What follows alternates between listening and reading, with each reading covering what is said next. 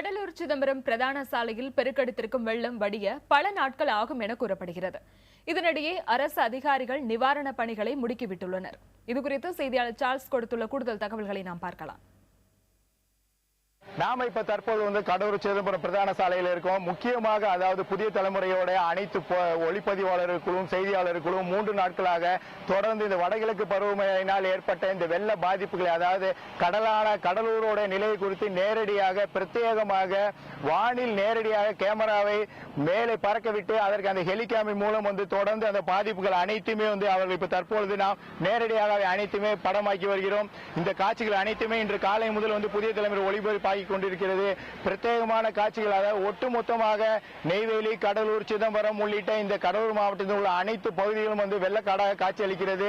என்னுடைய இந்த இடதுபுறம் உள்ள பகுதிகள் அனைத்துமே அதாவது முக்கியமாக இந்த சிதம்பரம் சாலையில் உள்ள இடதுபுறம் உள்ள ஒரு 4-5 கிராமத்தில் உள்ள மக்கள் அனைவருமே தீவு போன்ற ஒரு நிலையில் அவர்கள் அனைவருமே உள்ளே சிக்கிக் கொண்டிருக்காங்க. மாவட்ட நிர்வாகம் தொடர்ந்து நடவடிக்கை மேற்கொண்டு வருகிறது. இதற்கான அவர்கள் நேரடியான நடவடிக்கையில் ஈடுபட்டு வராங்க. தமிழக அமைச்சர்கள் குழுக்களும் அது மட்டுமில்லாமல் தமிழக அரசு துறை செயலாளர்களும் மற்றவர்களும் அரசு அதிகாரிகளும் இந்த பணியில் ஈடுபட்டு வரக்கூடிய நிலையில இதற்கு அனைத்து நடவடிக்கைகளையும் நேரடியாக காட்சிகளை படமாக்கி கொண்டிருக்கிறோம். தொடர்ந்து கடலூருடைய அனைத்து பகுதிகளும் ஒரு சில பகுதிகள் தவிர மற்ற பகுதிகள் அனைத்துமே வெள்ளக்காடாகவே காட்சியளிக்கிறது. இந்த வெள்ள நீர் வடிவதற்கு குறைந்தது ஒரு வார காலமாக ஆகலாம் என்ற கருத்தை முன்வைக்கிறாங்க. அதாவது இந்த வடகிழக்கு பருவமழை ஒட்டுமொத்தமாக 3 மாதங்களில் பெய்யக்கூடிய மழையானது 2-3 மணி நேரத்தில் பெய்து ஒட்டுமொத்த கடலூரையும் வெள்ளக்காடாக மாற்றிவிட்டது.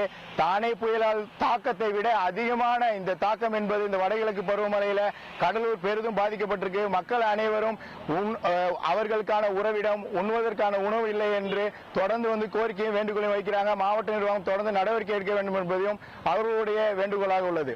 புதிய தலைமுறைக்காக ஒளிப்பதிவாளர் கணேசனுடன் சிதம்பரம் நாகை சாலையிலிருந்து சார்ல்ஸ்.